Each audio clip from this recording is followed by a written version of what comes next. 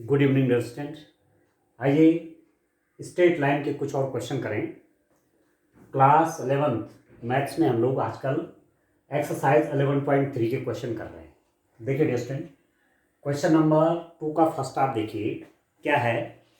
उनके समीकरणों को अंतःखंड रूप में रूपांतरित कीजिए और अक्षों पर इनके द्वारा काटे गए अंतःखंड ज्ञात कीजिए।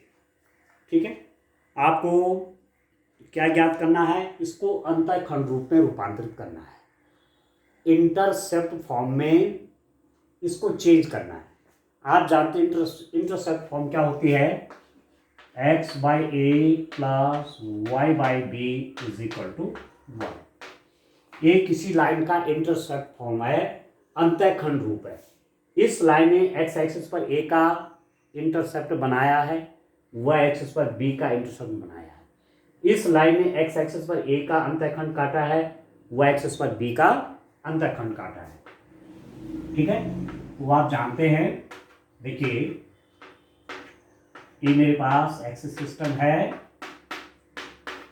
ठीक है स्टूडेंट, ये कोई लाइन है फॉर एग्जांपल एल। यदि लाइन एक्स एक्सिस पर ए का इंटरसेप्ट बनाए, वाई एक्सिस पर बी का इंटरसेप्ट बनाए, तो लाइन का इक्वेशन ऐसा दिया जाता है x by a plus y by b is equal to 1। तो इस लाइन की इक्वेशन को भी इस फॉर्म में चेंज कर लेते हैं।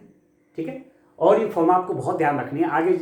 आगे जब हम नेक्स्ट ईयर लीनियर प्रोग्रामिंग के क्वेश्चन करेंगे तो वहाँ भी जब इनइक्वालिटीज को ट्रेस किया जाता है, कांस्टेंट को ट्रेस किया जाता है, तो वहाँ हम उसको इसी रूप में रखते हैं। ठीक हो गया।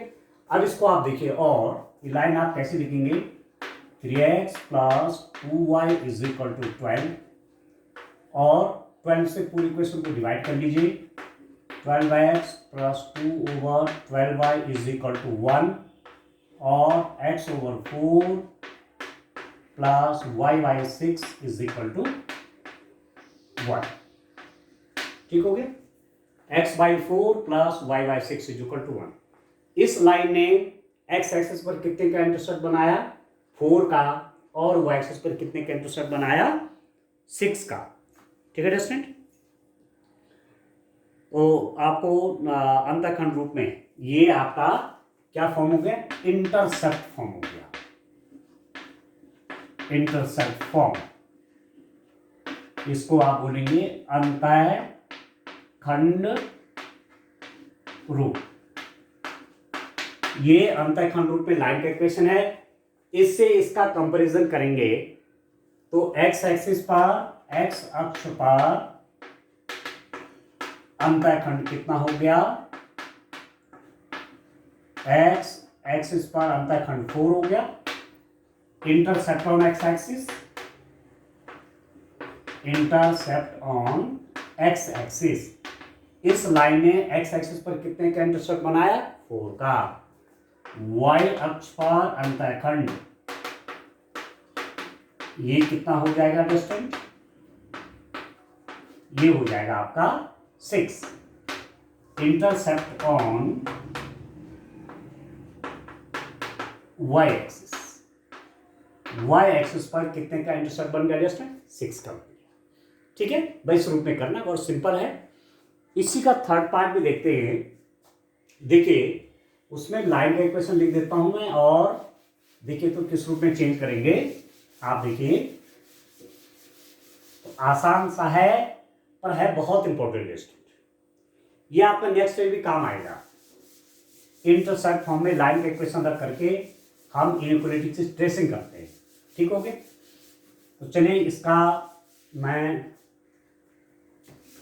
देखिए इसका थर्ड पार्ट लेते हैं स्टूडेंट। थर्ड पार्ट आपका क्या है, देखिए मेरे पास इक्वेशन है 3y plus 2 is equal to 0। 3y plus 2 is equal to 0। ठीक है, और मैं इसको कैसे लिख सकता हूं, 3y है, 3y plus 2 is equal to 0, और 3y इज इक्वल टू -2, और y is equal to -2 by 3। ठीक है दोस्तों, अब आप देखिए ये लाइन की इक्वेशन किस रूप में है। आप देखिए यदि मैं इसको ट्रेस करूं, ये लाइन होगी कौन सी, आप देखिए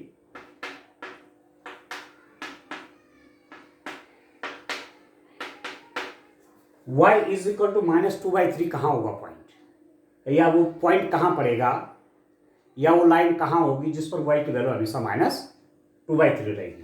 तो y पॉजिटिव ऊपर होता है, y नेगेटिव नीचे होता है। तो कहीं यहाँ ये डिस्टेंस -2/3 में ले लूं तो आपकी ये पैरेलल लाइन हो जाएगी ऐसी।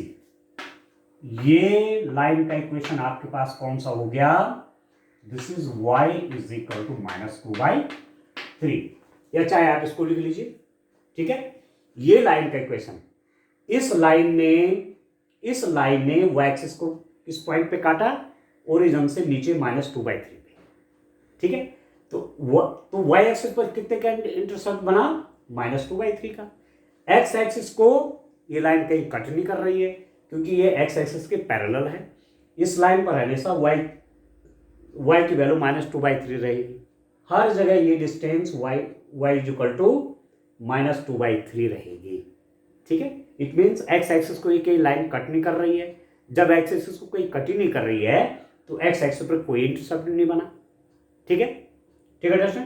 x एक्सिस पर कोई इंटरसेप्ट नहीं बनाया है, पर y एक्सिस पर ये लाइन कितने का इंटरसेप्ट बना रही है, -2/3 का। तो आप लिख देंगे intercept made by line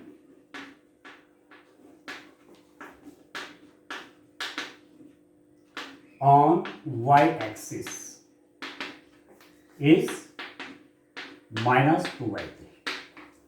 y अक्ष पर रेखा द्वारा y अक्ष पर रेखा द्वारा बनाया गया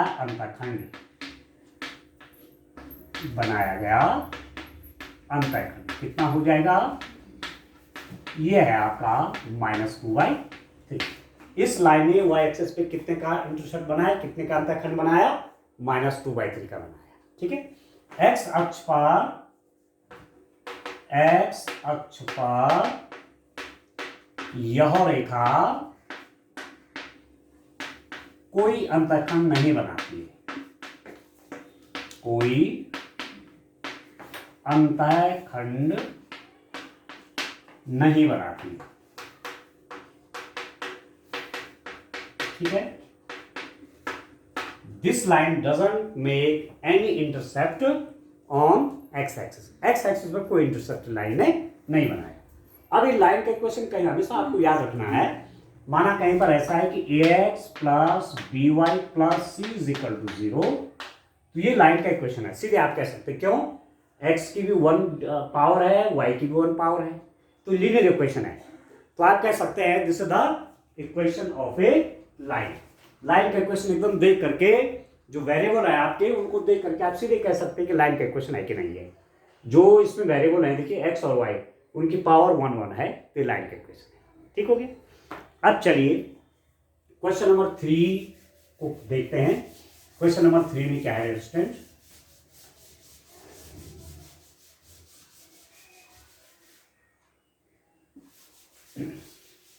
क्वेश्चन नंबर 3 देखिए आप।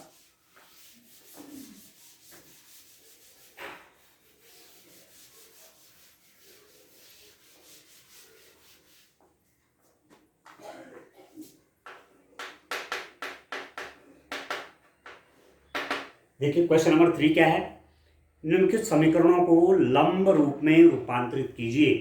इनकी मूल बिंदु से लांबिक दूरियां और लंब तथा धन x अक्ष के बीच का कोण ज्ञात कीजिए।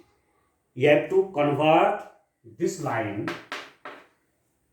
The line is given as x minus square root of 3y plus 8 is equal to 0.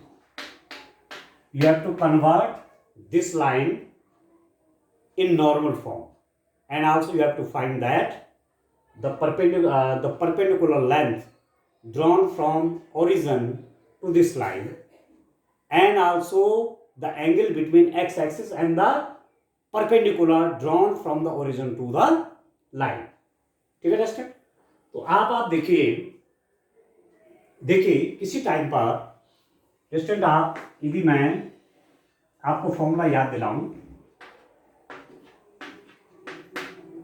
ये आपका एक्स एक्सिस है, ये वाई एक्सिस है। यदि मेरे पास कोई लाइन है, ये लाइन एल है, इस लाइन पर ओरिजिन से परपेंडिकुलर ड्रॉप किया गया है ओ एल, ये परपेंडिकुलर है। ठीक है स्टूडेंट, और इसकी लेंथ पी है, O L is equal to p. Origin से लाइन पर जो परपेंडिकुलर ड्रॉप किया गया है उसकी लेंथ कितनी है स्टूडेंट, पी है। और ये परपेंडिकुलर ओ एल इसके साथ ओमेगा एंगल बना रहा है। ठीक है, ये जो परपेंडिकुलर है एक्स एक्सिस से कितना एंगल बना रहा है, ओमेगा एंगल बना रहा है। तो normal form of line l, रेखा एल का लंबरूप किस ढंग से लिखते हैं, x cos omega plus y sine omega is equal to p. इस रूप में हमको ये इक्वेशन रखनी है। ठीक है स्टूडेंट, तो मैं इसको क्या लिख सकता हूं, और x minus square root of 3y is equal to -8। और आप इसको लिख सकते हैं नेगेटिव, मैं पूरे इक्वेशन को नेगेटिव कर लूँ, लेफ्ट हैंड साइड भी राइट हैंड साइड भी, तो मेरे पास क्या हो जाएगा, -x plus square root of 3y is equal to 8। ठीक है स्टूडेंट, ठीक है, मैंने क्या किया, पूरे का साइन चेंज कर दिया, लेफ्ट हैंड साइड का भी राइट हैंड साइड का भी। ठीक है, अब आप देखिए, हमने एक चीज आपको बताया था कि यदि कोई इक्वेशन इस रूप में है, ax plus b y plus c is equal to 0 की फॉर्म का है, यह आपने जनरल इक्वेशन निकाली थी, जनरल इक्वेशन बताई थी लाइन का। इसको यदि मैं इस फॉर्म में चेंज करूं, नॉर्मल फॉर्म में, लंब रूप में, x cos omega y sin omega is equal to p के रूप में मैं इसको चेंज करूंगा, तो मेरे पास जो cos ओमेगा की वैल्यू आती है, cos of omega is equal to plus minus a over square root of, ये आप जानते हैं, a square plus b square. ठीक है, sine omega is equal to plus minus b over square root of a square plus b square. ठीक है student, and the value of the perpendicular p is also given as plus minus c over square root of a square plus b square। ठीक है, तो कहने का मतलब ये हुआ कि आपको यदि मैं cos ओमेगा रख दूं तो ax ओवर इससे डिवाइड करना पड़ेगा a square plus b square से। इस इक्वेशन को मैं यदि नॉर्मल फॉर्म में कन्वर्ट करूंगा तो मुझे इक्वेशन को square root of a square plus b square से डिवाइड करनी पड़ेगी। ठीक हो गया, तो आप देखिए, अब मैं किससे डिवाइड करूंगा, मैं ये कह रहा हूं कि cos ओमेगा क्या है, plus minus a over square root of a square plus b square. इस लाइन के इक्वेशन को भी आप देखिए, यदि मैं इससे कंपैरिजन करूंगा तो ए की वैल्यू आपकी 1 है, बी की value minus square root of 3 है, और सी की वैल्यू आप कह सकते हैं 8 है। ठीक है, नॉर्मल फॉर्म में चेंज करने के लिए इस लाइन की इक्वेशन में मैं पहले डिवाइड किससे कर दूंगा, square root of a square plus b square से। अब आप देखिए,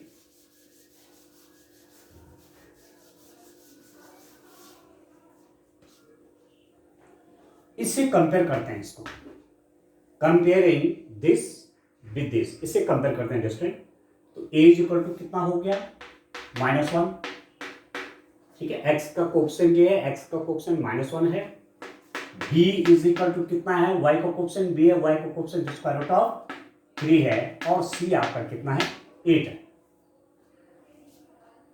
ठीक है दोस्तों, इससे कंपेयर कर लीजिए, चाहे जो भी आप कहते हैं, इससे चाहे इसी कंपेयर कर लीजिए।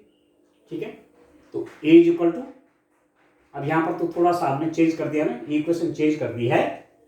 ठीक है दोस्तों, तो मैं इस इक्वेशन की भी आप बात करेंगे तो ये आपकी किस फॉर्म की हो गई, ए की वैल्यू आपकी यहां पर 1 हो जाएगी। मैं इसका कंपैरिजन कर रहा हूं तो सी इज इक्वल टू आपका -8 हो जाएगा। यहाँ पर यदि मैं इससे कंपेरिजन करूंगा तो मैं क्या लिख दूंगा, -x, x का कोफिशिएंट -1, x का कोफिशिएंट यहाँ पर a हो गया तो a इक्वल टू -1 हो गया। y का कोफिशिएंट यहाँ पर स्क्वायर रूट ऑफ 3 है, y का कोफिशिएंट b है तो b equal to square root of 3।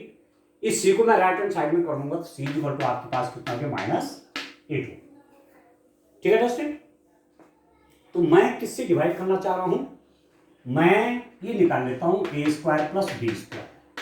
ये कितना हो जाएगा, -1 का square plus square root of 3 का स्क्वायर, ये हो जाएगा 4। ठीक है, और square root of a square plus b square कितना हो गया, square root of 4 that is equal to कितना हो गया। तो इस इक्वेशन को मैं, ये मेरे पास जो है इसको इक्वेशन नंबर 1 कह देता हूं मैं, इसको मैं 2 से डिवाइड करूं, मतलब square root of a square plus b square से नॉर्मल फॉर्म में चेंज करना है। तो ये कितना हो जाएगा, दिस इंप्लाइज दैट ये वाली इक्वेशन आपके पास क्या बन जाएगी, -1/2x plus square root of 3/2y is equal to 8/2। अब एक्चुअली मैंने राइट हैंड साइड में माइनस था ना, तो इसको मैं पॉजिटिव कर लेता हूँ, इसलिए मैंने इसको नेगेटिव कर लिया, मीन्स साइन चेंज कर दिया। ठीक है, क्योंकि x cos omega plus y sin omega is equal to p, ये जो डिस्टेंस होती है इसको नेगेटिव नहीं रखते। ठीक है, ओके ना। तो ये कितना हो जाएगा, और -1/2x plus square root of 3/2y is equal to कितना होगा डिस्टेंस, 4 हो गया। अब देखिए ये कितना कितना हुआ, इसको मैं क्या लिख सकता हूं, आपके पास यदि मैं इसका कंपैरिजन इससे करूं,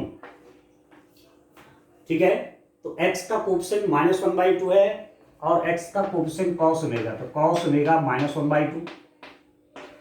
ठीक है, या चलो लिख लेता हूं मैं, comparing with x cos omega plus y sin omega is equal to p से तुलना करने पर। ठीक है दोस्तों, इससे मैं कंपैरिजन करूंगा इसका, तो मेरे पास क्या आ रहा है, देखिए आपके पास आ जा रहा है cos omega is equal to -1/2, cos of omega is equal to -1/2, sine of omega is equal to square root of 3/2। ठीक है, इसका मतलब क्या हुआ, omega is equal to 120 degree हो गया, क्योंकि cos 120 डिग्री होता है आपका cos 90 प्लस 30 डिग्री, और cos 90 प्लस थीटा -30, और ये हो जाएगा -1/2। साइन 120 डिग्री कितना हो गया, साइन 90 प्लस 30 डिग्री, अरे हो जाएगा cos 30 डिग्री, अरे हो जाएगा स्क्वायर रूट ऑफ 3/2। ठीक है, तो it means cos omega plus y sin omega is equal to p से इसका कंपैरिजन किया, cos ओमेगा -1/2 आया, sin ओमेगा आपको स्क्वायर रूट ऑफ 3/2 आया, और आप कह सकते हैं p इज इक्वल टू कितना आया, p इज इक्वल टू आपके पास 4। तो मेरे पास इक्वेशन क्या बन गई, इस इक्वेशन को मैं क्या लिख सकता हूं, यही इक्वेशन आपकी नॉर्मल फॉर्म में क्या हो सकते हैं स्टूडेंट, आप देखिए इसी इक्वेशन को मैं यहां पर लिख देता हूं नॉर्मल फॉर्म। नॉर्मल फॉर्म में ये इक्वेशन आपकी आ गई, ये जो इक्वेशन दे रखी थी नॉर्मल फॉर्म में आ गई, x cos 120 डिग्री, क्योंकि cos 120 डिग्री -1/2 होता है, plus y sin 120 degree, sin 120 degree square root of 3/2 और इज इक्वल टू 4। ठीक है दोस्तों, तो आपके पास ओमेगा कितना हो गया, 120 डिग्री हो गया, x cos omega plus y sin omega is equal to p, और p कितना हो गया, 4 हो गया। ठीक है, तो आपको क्या चाहिए, ये तो नॉर्मल फॉर्म में लाइन की इक्वेशन हो, एक बात तो ये आ गया कि ये जो लाइन की इक्वेशन दे रही थी इसको नॉर्मल फॉर्म में चेंज किया, तो ये आ गया नॉर्मल फॉर्म में, x cos omega plus y sin omega is equal to p। ठीक है, length of the perpendicular drawn from the origin to the line is 4। 0 से ओरिजिन से लाइन पर डाला गया लंब की लंबाई कितनी हो गई, 4 हो गई, और उस परपेंडिकुलर ने एक्स एक्सिस से कितना का एंगल बनाया, 120 डिग्री का। ठीक हो गया। तो आप लिख सकते हैं मूल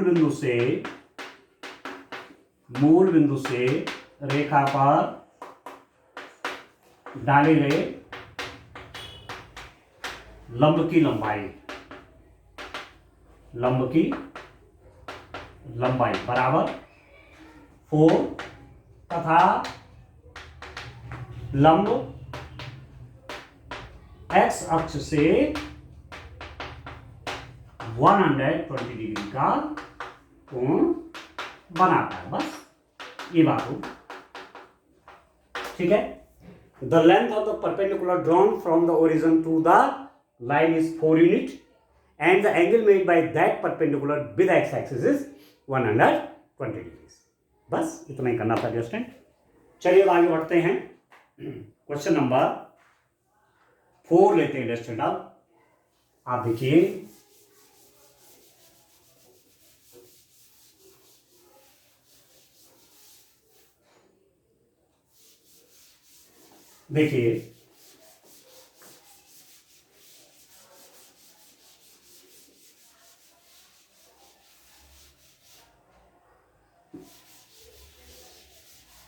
नेक्स्ट क्वेश्चन देखिए। क्वेश्चन नंबर 4 क्या है क्वेश्चन में, इसको रीड करता हूं मैं।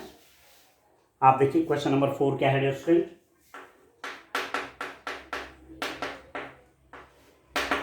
क्वेश्चन नंबर 4 है आपका, बिंदु, कोई पॉइंट आपको दे रखा है, बिंदु -1 2 से लाइन, कोई रेखा है, क्या है distance line, 12x+6 is equal to 12x+6 is equal to 5y-2 की दूरी निकालिए। -1 2 से इस लाइन की डिस्टेंस निकालिए। ठीक है, ठीक है स्टूडेंट। -1 एक्चुअली 1 2 नहीं बल्कि क्या है 1 पॉइंट -1 से ये जो लाइन है 12x+6 is equal to 5y-2 की डिस्टेंस फाइंड आउट करिए। ठीक है स्टूडेंट। इसको थोड़ा सा चेंज कर लेता हूं। दिस इंप्लाइज दैट, मल्टीप्लाई कर लीजिए 12x+72, इसकी मल्टीप्लाई इसके साथ, इसकी मल्टीप्लाई इसके साथ, इज इक्वल टू 5y-10। और कैसे लिख सकता हूं, इसको लेफ्ट हैंड साइड में ले लीजिए दोनों को, तो 12x - 5y, यहां के प्लस हो गया, प्लस 82 इज इक्वल टू 0। ठीक है स्टूडेंट। अब आप जानते हैं general equation of the line क्या होती है। General equation of the line क्या होती है, हमारे पास ax + by + c is equal to 0। व्यापक समीकरण, रेखा का व्यापक समीकरण क्या होता है, ये रेखा का व्यापक समीकरण है ax + by + c is equal to 0। ठीक है। और इसको देखिए, ये भी इसी फॉर्म की तो है, ax 12x, a की जगह पे 12 है, b की जगह पे -5 है, c की जगह क्या 82 है। ठीक है। आप जानते हैं, इसको मैं इक्वेशन 1 ले लेता हूं, इसको मैं इक्वेशन 2 करूंगा। आप जानते हैं बिंदु x1 y1 से रेखा ax + by + c is equal to 0 की दूरी। ठीक है। Distance of ax + by + c is equal to 0 from the point x1 y1 point से इस लाइन की डिस्टेंस कैसे निकाल दो डिस्टेंस आप, that is equal to p is equal to लिखते हैं आप ax1 + by1 + c over square root of a square plus b square. x1 y1 point से इसकी डिस्टेंस, इस लाइन की डिस्टेंस कैसे निकालते हैं? A x1 plus b y1 plus c over square root of a square plus b square. ठीक है, अब इसके कंपैरिजन आप करें। देखिए ये आपके पास लाइन है, ये लाइन है और एक पॉइंट है। इस पॉइंट से इस लाइन की डिस्टेंस, ठीक है, डिस्टेंस ऑफ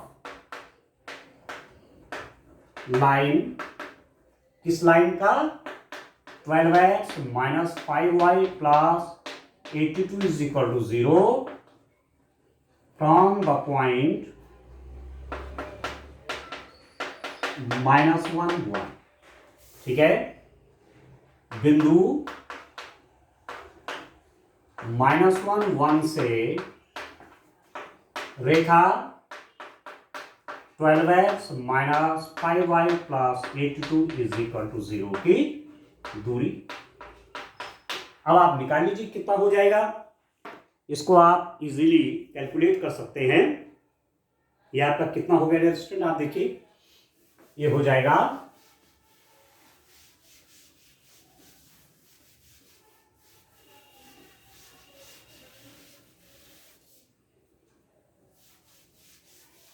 कितना आएगा स्टूडेंट? इससे इस पॉइंट से इसकी distance P is equal to a x1, a means इसका coefficient 12 into x1 means -1 plus b y1, b means -5 into y1 means 1 plus c means 82 over square root of a square 12 square plus b square means -5 का square. इससे कर रहे हैं ना comparison आप, a x plus b y plus c is equal to 0 से। ठीक है, तो a x 1 plus b y 1 plus c over square root of a square plus b square, वही है a x 1, a means 12 into x 1 means -1 plus b y 1, b means -5 into y means 1 plus c 82 over square root of this square plus this square. तो कितना हो गया? P is equal to -12 -5 plus 82 over square root of 144 plus 25। तो ये हो गया student आपका P is equal to, देखिए कर लीजिए, -17, 82 में से 17 गया तो कितना हो गया? 12 में से 7 गया तो 5, ठीक है, 65 हो गया। तो ये हो जाएगा 65 ओवर, ये हो गया आपका 169, और 169 का स्क्वायर रूट कितना होगा? 13। इतना यूनिट होगा, इतनी इकाई। ठीक है, तो इस पॉइंट से इस लाइन की डिस्टेंस आती 65/13 यूनिट्स हो गई डिस्टेंस। ठीक हो गया? तो इस रूप में आपने ये करना है। ठीक हो गया? तो ठीक है, आप काट लीजिए तो कट तो जाएगा। तो P इज इक्वल टू 5, 5 इकाई लिख दीजिए, 5 यूनिट्स। ये हो गया। ठीक है स्टूडेंट, तो इस टाइप से आपने ये क्वेश्चन करने हैं। ठीक है स्टूडेंट, तो इस रूप में आप इन क्वेश्चंस को करें। बड़े अच्छे क्वेश्चन, बड़ा इंटरेस्टिंग फॉर्मूले आपको तैयार होने चाहिए, फिर आगे क्वेश्चन करने में कोई दिक्कत नहीं होती। तो आज के लिए इतना काफी है। Thank you.